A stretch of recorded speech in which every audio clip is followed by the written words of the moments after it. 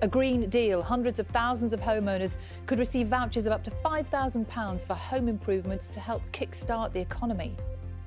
A small number of pubs have shut their doors after customers test positive for coronavirus. While others continue to crunch the numbers, I'll hear from owners concerned that sales are too low to be sustainable.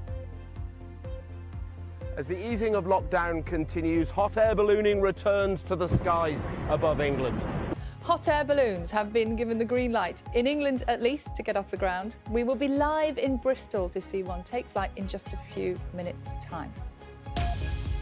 The Guardian focusing on criticism of Boris Johnson after he said, as we just heard from our political correspondent, many care homes didn't follow the procedures, leading to high numbers of coronavirus deaths. That was described as a huge slap in the face by one industry representative. The Telegraph leads on police chiefs warning that allowing pubs to serve takeaway drinks will lead to violence and disorder. It has a picture of the Chancellor, Rishi Sunak, at Shakespeare's Globe Theatre, and says the stage is set for a £3 billion giveaway to the arts sector. The Eye also reports on the Chancellor's plans, saying that Rishi Sunak is being urged to make an immediate cut to stamp duty. The paper quotes economists who warn that announcing a cut from the autumn would paralyse the housing market until then. And Wales Online has some welcome news that yesterday there were no reported deaths from coronavirus in Wales for the very first time since March the 19th. That is brilliant to hear.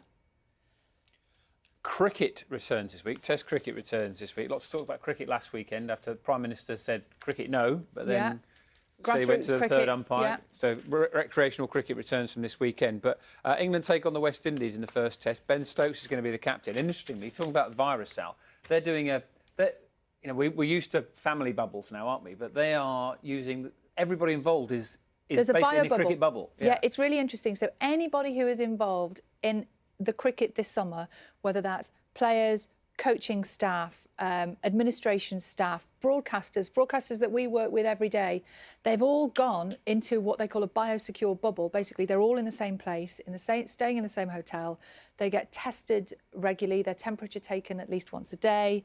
The cricketers obviously go off and train and do all the stuff they're meant to be doing. But all the people around them stay in the biosecure bubble, some of them probably for the whole of the summer. Which, if you love cricket, quite a thing. Yeah. Yeah, but then and as you move to a different venue, everybody then moves stays together and then tested again, and they stay together.